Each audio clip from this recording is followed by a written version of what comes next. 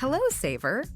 Whether you're saving for that trip to the tropics or saving for an emergency, now is the time to take advantage of Wells Fargo's savings options. Wells Fargo offers savings accounts that can help you save towards your goals. So, what are you saving for? Visit a Wells Fargo branch or wellsfargo.com/save to open a savings account today. Wells Fargo Bank, N.A., member FDIC.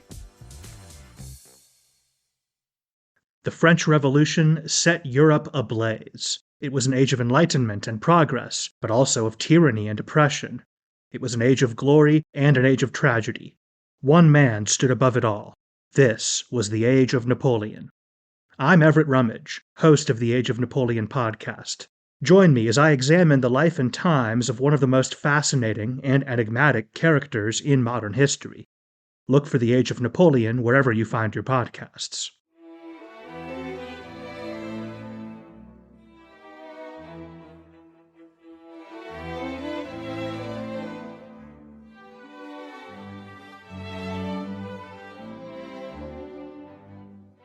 Welcome to Pax Britannica.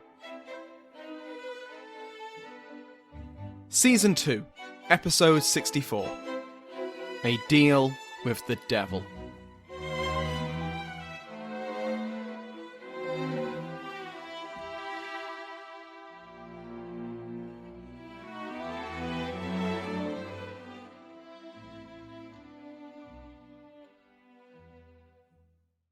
Welcome back to Pax Britannica. I'm your host, Samuel Hume. Before we start today, a small piece of personal news. As members of the mailing list or followers of the podcast on Twitter might know, I've submitted my PhD thesis for examination. It's not the end of the process, but it is now out of my hands for at least a couple of months before I have to defend it in a viva. I've been writing it for the whole time I've made Pax, and so this is all to say thank you to everyone who's listened to the show over the years, whether you've listened since the start or if this is your first episode, whether you've ever been a patron or not. This podcast has helped keep me sane and motivated, not to mention keeping the lights on and tea bags in the kitchen. It might have taken less time to write the thing if I wasn't also making this podcast, but I wouldn't make that trade. Anyway, today we return to Scotland, which has sat out of the narrative for a few episodes now, ever since the Covenanters sold Charles I back to his rebellious English subjects. Scotland had withdrawn its army back across the border, and had watched the struggle at Westminster with wary eyes. The Scottish Covenanters had backed Parliament in the Civil War in order to secure Scotland's Kirk, its Calvinist Presbyterian church, against the interference of their southern neighbour. But now it looked like they'd replaced one interfering government, that of Charles I, with another, one dominated by the independence of the new model army. Even if there was no government interference from the south, and what were the chances of that, the breakdown of religious order would mean spiritual contamination would surely spread across the border. When the Earl of Leven led his army back across the border in February 1647, the question on everyone's mind in Edinburgh was much the same as it was in London. What do we do with the army? Now, this was not the unrivaled powerhouse of military might which had humbled the king in both bishops' wars and then intervened in England just a few years earlier. Attrition, casualties, desertions, and other ordinary losses which grind down a campaigning army had taken their toll. The year before, shortly before Charles had arrived on Leven's doorstep, the muster of the Army of the Covenant showed a force of just over 4,000 cavalry and only 2,800 infantry. This wasn't the full extent of Covenanter military might, of course. There were garrisons all over northern England and throughout Scotland, as well as a reduced force still fighting in Ireland, but it was a substantial drop in numbers.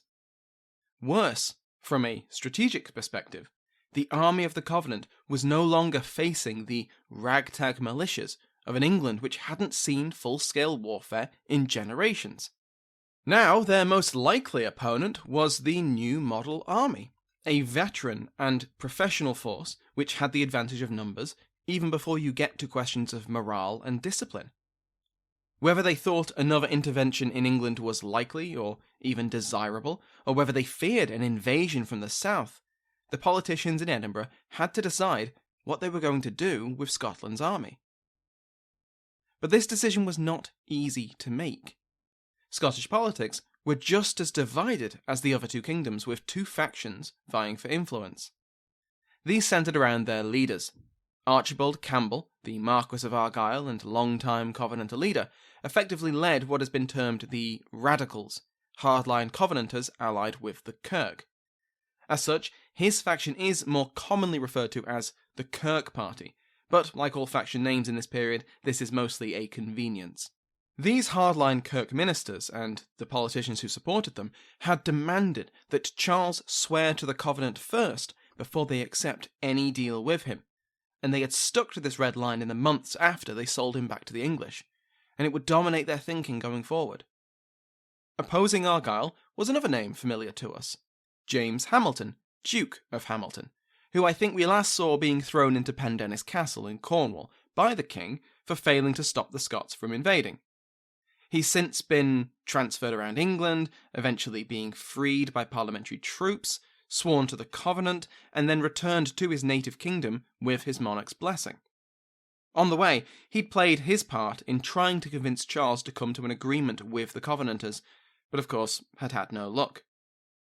Hamilton led a group of nobles and gentry who Ian Gentles terms conservatives and crypto-royalists. These were all, with very few exceptions, Covenanters. They'd sworn to the Covenant, and many of them had been supporters of Argyll. But changing times saw many begin to lean towards the moderate royalism of Hamilton. They still remained Covenanters, but they were willing to work with the king if it secured Presbyterianism in Scotland. There were many points of agreement between Argyll and Hamilton's factions. Obviously, both men were the elite of the elite, and neither wanted to see the beloved Stuart monarchy fall, though their fondness for the person of Charles Stuart only went so far. Both factions agreed on protecting the Presbyterian Church, and both saw the power of independence in England as a direct threat to this. But they differed greatly on what to do about it. Hamilton wanted to see the Scots come to the aid of their imprisoned sovereign, the latest monarch of the proud Scottish Stuart dynasty, even if that meant that England's church was not as reformed as the Kirk. Argyll agreed that English independents were a serious threat to Scottish Presbyterianism, but he and his faction viewed the king in a similar light. And you can't really blame Argyll for questioning Charles's sincerity on this issue. How many times had they negotiated with him, only to find that he was playing both sides? Or come to terms, only to find that he had no intention of keeping to them?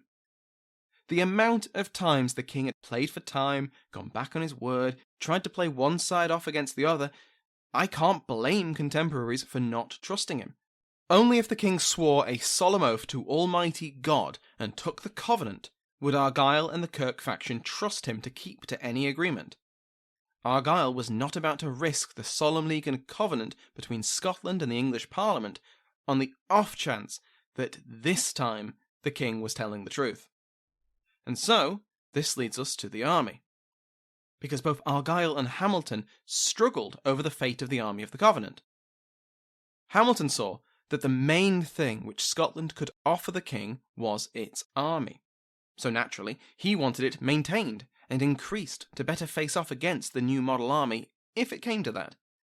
In public, Hamilton justified this stance by saying that Scotland should maintain its army to ensure the complete reformation of the English Church. Argyll viewed the army warily. He was concerned about increasing dissent within Scotland and wanted the army to be purged. Better a smaller, more reliable force than a larger one which might turn against the Covenant. To this end, he advocated for spending cuts. Armies are expensive. And this argument won over the Scottish Parliament, who were looking at the ever-growing cost of maintaining it and feeling a certain lightness in their pockets. So, when the army returned to Scotland in February 1647, in a conscious imitation of their southern neighbours, the army of the Covenant was remodelled. The army was condensed into smaller numbers of regiments to bring them closer to full strength. The cavalry and dragoons were to function as a sort of mounted police and consisted of 15 troops of cavalry and 3 of dragoons.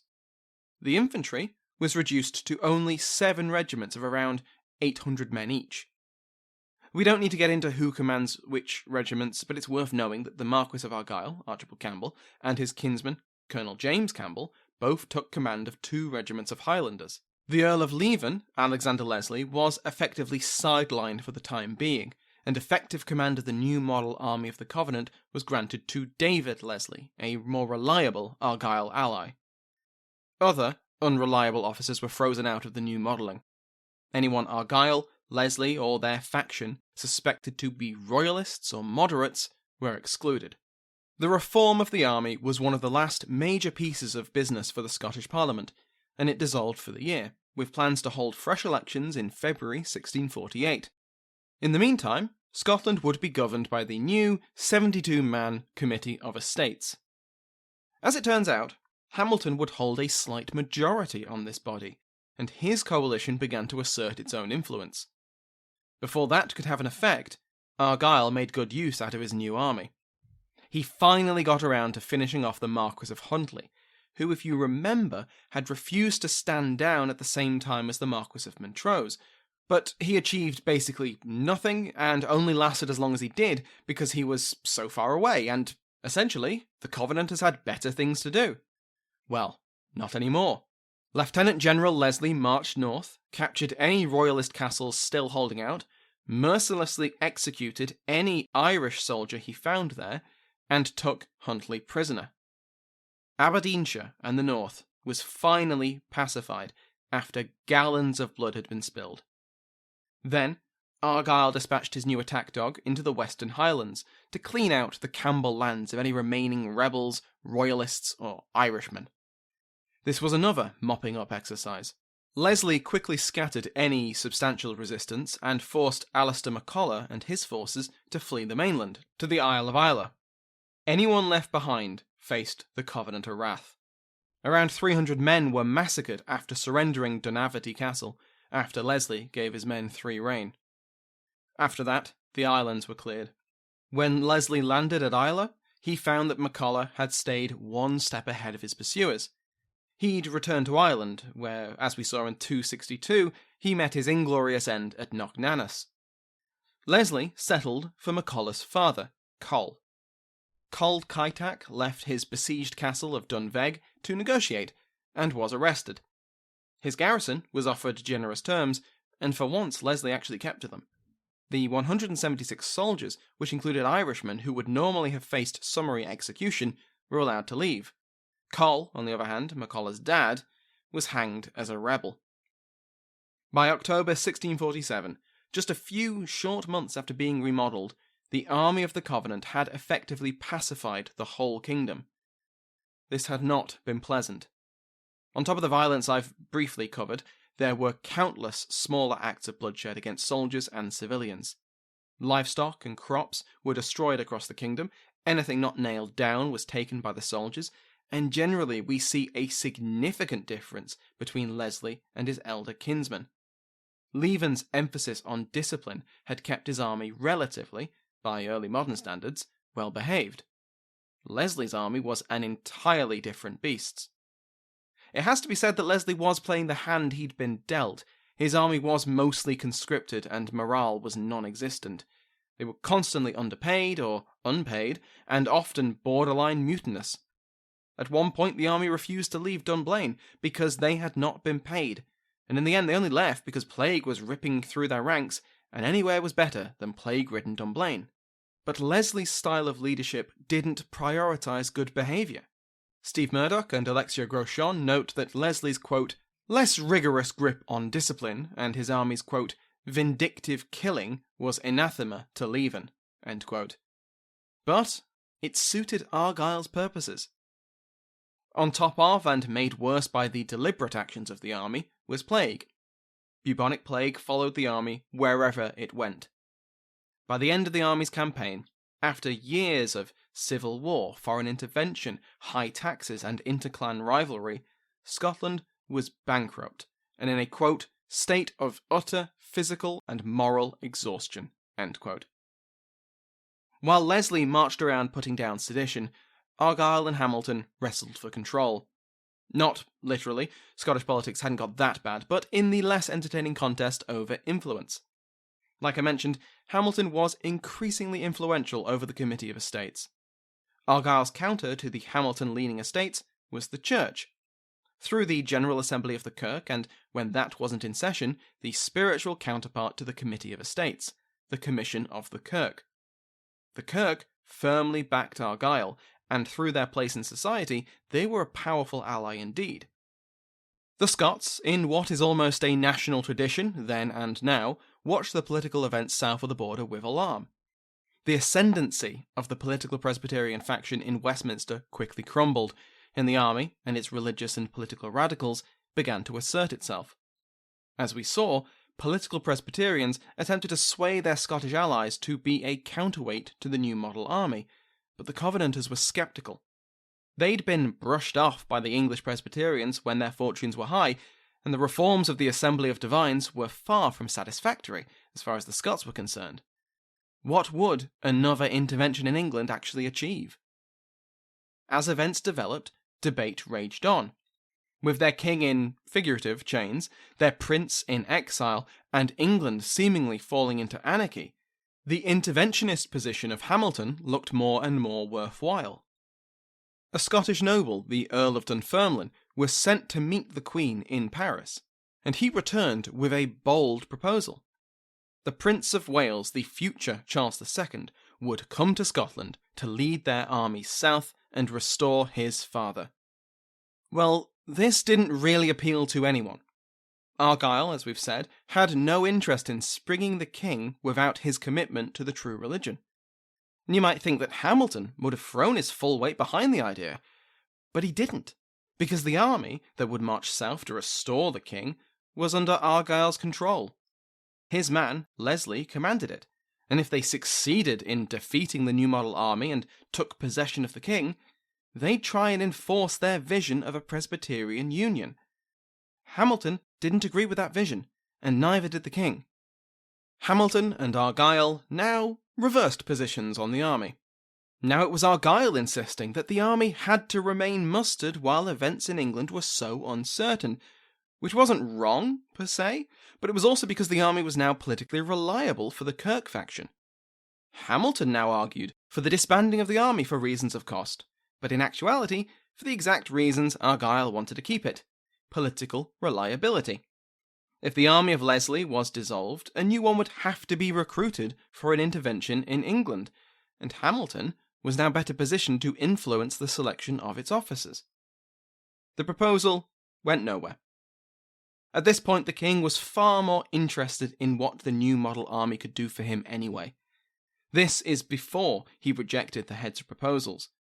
When he did reject them, as we saw in episode 261, who was by the king's side but the Earl of Lauderdale?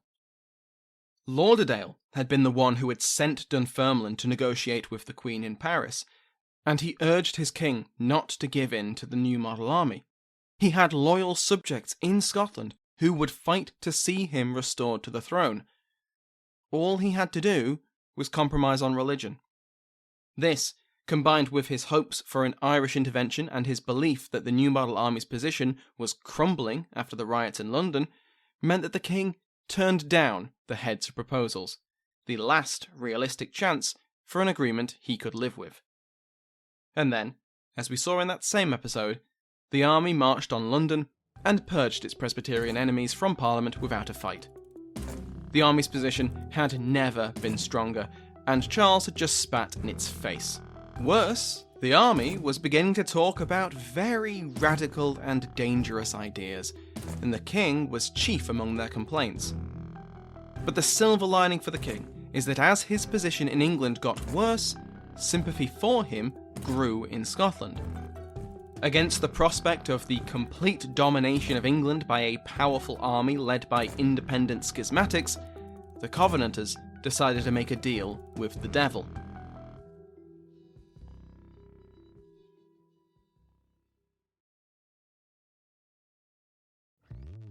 Hello, saver.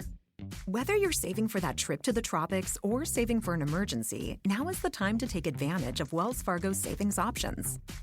Wells Fargo offers savings accounts that can help you save towards your goals. So, what are you saving for?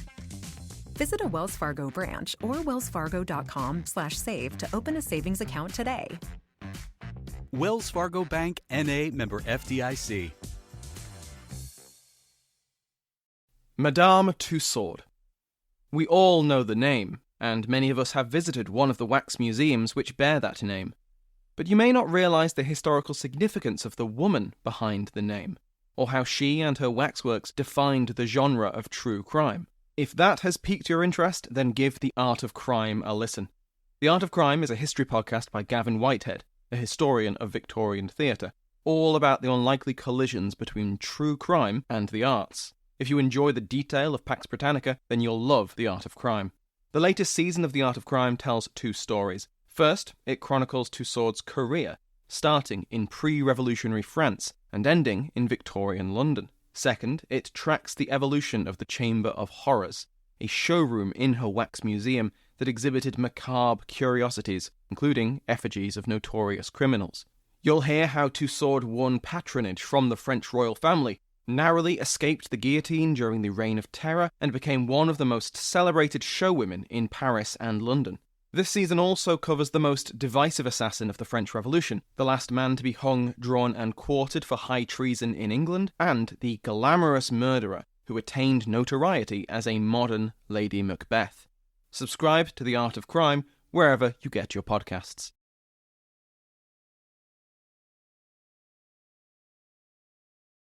As we finished last time, we saw Charles escape from Hampton Court Palace. Despite fears that he was going to run north to Scotland, or to London to seize the political initiative, or even to cross the Channel to France or the Netherlands, he did none of these things. Instead, as we saw, he ended up in the Isle of Wight, in the custody of the parliamentarian governor, Colonel Robert Hammond. It is a bit of an odd decision. Ian Gentles bases this decision on the incompetence of his advisers. But whatever his reasons, Charles fled mainland Britain just as Fairfax and Cromwell restored order over the army. The king's escape was an ominous headache for the grandees, but it came with a silver lining. Suspicions over his intentions created, or perhaps revived, a common enemy for the army to close ranks against. The king was at it again. Charles had not been idle during his imprisonment, and we see him start to rebuild the royalist coalition even while under army guard. Besides the Scottish commissioners, who we'll speak about shortly, we need to welcome back the Marquis of Ormond. After surrendering Dublin to Parliament instead of the Irish Confederates, he sailed to England, which he reached in July 1647. He split his and his family's time between London, where they enjoyed the city and even had portraits painted, and their estate in Gloucestershire, with regular visits to the king at Hampton Court Palace. It's these visits which interest us, because at these meetings, Charles and Ormond discussed the future. Ormond convinced the king that he could mount a royalist campaign in Ireland by leading a combined force of dissenting parliamentarians, Lord Inchiquin chiefly among them, and the peace faction within the Confederacy, also known as the Ormondists. However, this could only work alongside a Scottish intervention backed by English uprisings. Now, if that sounds like a lot of moving parts which have to not only agree to work together, but also coordinate their actions over a wide distance, well, you get a gold star. But Charles had long believed in his Celtic miracle, and it did seem like the pieces were finally falling into place. With Ormond briefed on what his king expected of him, Charles met with the Scottish commissioners and urged them to meet with Ormond themselves, which they did in a secret meeting outside London. By this point, the army grandees and Parliament had become suspicious about the purpose behind Ormond's meetings with the king, and by the end of 1647, the Marquis had been banned from Charles's presence. But Ormond was soon on the move to France, where he worked with other exiled royalists and wrote to potential allies in the three kingdoms. On to those Scottish commissioners who the king was speaking with. These were the Lords Lanark, brother to Hamilton, Lauderdale, and Loudon. The three L's were the most sympathetic to the king's position, and in their secret talks they had offered many compromises to the king, just to try and get him to agree to a deal. but the one thing they just could not sacrifice was, unfortunately, the same as the king: religion. If Charles was able to accept Presbyterianism and the Covenant, he would have Scotland behind him. Everything else was secondary. Securing the Kirk was the only reason the Scots had even got involved in the English Civil War. It's the only reason the Bishops' Wars had even kicked off. Everyone they dealt with in London, from the king to Parliament to the new model army, even to their supposed co-religionists in the political Presbyterians, had either rejected the Scottish religious settlement outright, or watered it down like a dram with too much ice. If they could secure the future of the Kirk from interference from the king and contamination from his English subjects, everything else could be agreed. For Charles, religion was no less sincere a commitment. The commissioners were demanding that he give up what he saw as his responsibility to God. He continually refused the offers of the Scots, even when a compromise on religion was his best and most immediate chance to restore himself in England. And in this defence of his genuine and sincerely held beliefs, Charles would not buckle. The negotiations carried on, with the Scots offering more and more concessions on religion, until a draft of an agreement had been set down on the 15th of December. There was still unease among the commissioners, especially Loudon, worried that the compromises they had made would not be accepted back home, especially by the Kirk. But then, the English Parliament intervened by passing the 4 bills. Frustrated by the king's continuing bad faith dealing and his clear conspiring with foreign enemies, the Scots and the Irish, the 4 bills were an exercise in brinkmanship. The first gave Parliament permanent control over the military. For 20 years, Parliament would have complete control over the armed forces of the kingdom, and after that the monarch would need the consent of both houses to use them. The king would get his armies back if and when Parliament decided he or his heirs deserved them. The second revoked all Charles's declarations against Parliament. The third cancelled all the honours he had made in recent years. And the fourth was to secure Parliament's safety by giving it the right to convene wherever it so desired. If London was not safe for it to meet, then it could meet anywhere else on its own authority. These were passed by Parliament and delivered to the king at Carisbrooke Castle. If he agreed to these, Charles would be invited back to London to settle any remaining points, and peace would finally be secured. If he didn't, well, then Parliament and the army would know that he had something else in mind. Charles received the 4 bills on Christmas Eve, and saw in them an opportunity. With the draft engagement ready, he needed to push the commissioners over the edge and force them to commit to him. When the king next met with the commissioners, he suggested that, these 4 bills don't seem that bad. Maybe I'll accept them. Maybe I don't need the Scottish army after all. Well, this would not do. For the Scots, the 4 bills were completely unacceptable. They made no mention of closer ties between England and Scotland. They answered none of the existential worries that a powerful England would enforce its will on Scotland, and it said nothing about religion. Whether they were convinced by Charles's suggestion that he might actually accept these severe terms or not, the chance, even the slim one, that Charles would accept the 4 bills and, at a stroke of a pen, destroy any leverage the Scots held, could not be allowed. The engagement was signed. So what were the terms of this engagement? Well, firstly, the continuation of the Presbyterian system, which had already been implemented by the Westminster Assembly of Divines and by Act of Parliament. For at least 3 more years, the king was not to meddle with the church, and then a permanent settlement would be agreed by the Assembly. Under the terms of the engagement, independency and sectarians would be suppressed by the state. The Solemn League and Covenant would be confirmed by the English Parliament, but neither Charles nor any of his subjects would be forced to swear to it. Further, all Acts of Parliament of Scotland since 1644 would be ratified, and Scots would have a much greater say in the government of England.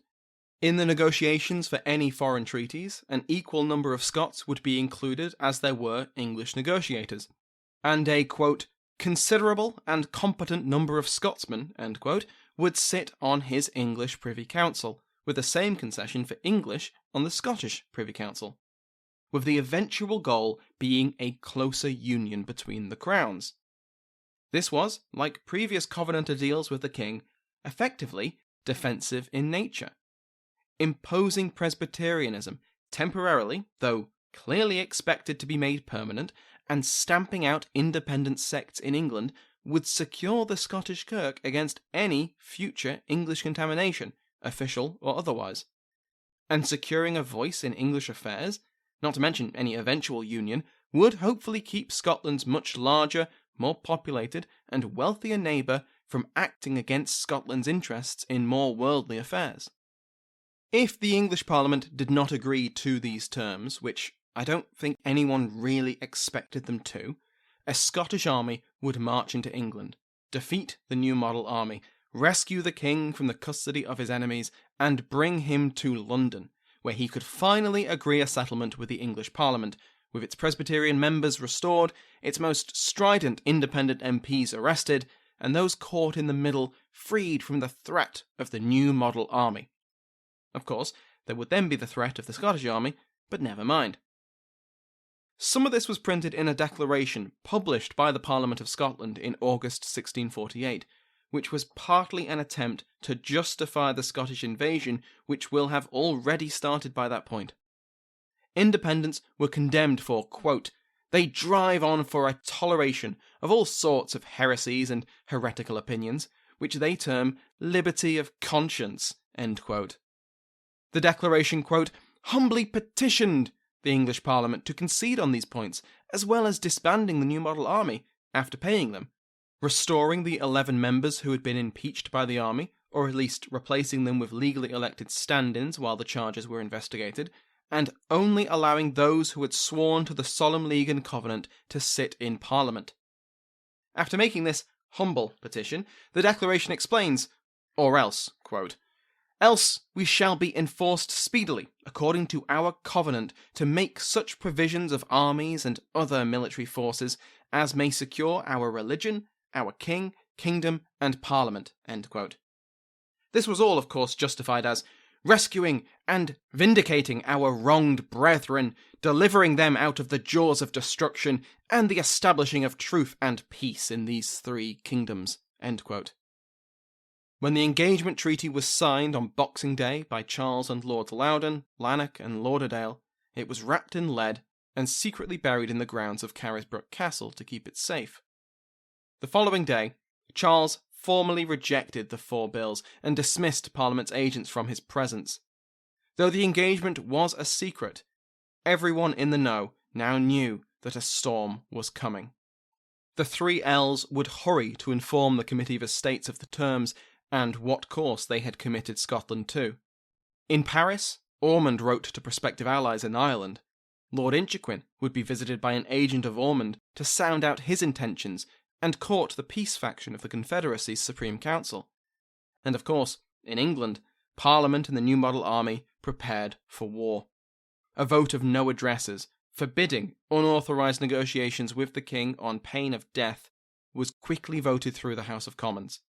When the House of Lords objected on the grounds that this indirectly interfered with their authority, parliamentary authority, the Army Council declared that they favoured the vote, the House of Commons requested military support to suppress a tax riot, and with 2 regiments of the army surrounding Westminster, the vote passed the Lords. When the Scottish members of the Committee for Both Kingdoms objected to the vote of no addresses, and with suspicions rife that something had been agreed between the King and the Scots, Parliament dissolved the Committee for Both Kingdoms, and effectively terminated the alliance between the 2 parliaments, setting the stage for another war. But though the Scots would prepare an invasion, the Second English Civil War would not start on Hamilton's schedule. Thank you to my House of Lords, including the King's favourite Mike Sanders, Sue Bremner, the Duchess of Wellington, Brandon Stansbury, the Marquess of Montague, and John Watson, Earl of Hillary, as well as new members Christopher Hammond, Earl of Bedford. Remember that you can join the mailing list to be notified about new episodes and news about the show by going to the link in the description. Thank you to Sounds Like an Earful for the interval music in today's episode, to my entire House of Lords, and to you for listening.